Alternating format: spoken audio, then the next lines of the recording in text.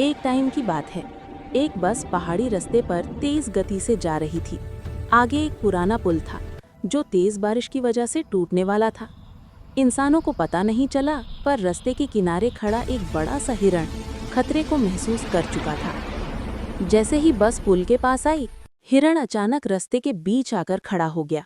Driver ने जोर से ब्रेक लगाई। सब लोग गुस्से से चिल्लाए, रास्ते से हटो! लेकिन हिरण हिल भी नहीं रहा था। ड्राइवर ने नीचे उतरकर देखा और उसकी आंखें खुल गईं। पुल का आधा हिस्सा हवा में लटक रहा था। अगर बस आगे बढ़ती, सब गिर जाते। सब लोग हिरण की तरफ देखकर हैरान रह गए। लोगों ने शुक्रिया कहते हुए उस हिरण को प्यार से देखा। बस वापस मोड़ दी गई और सबकी जान बच गई।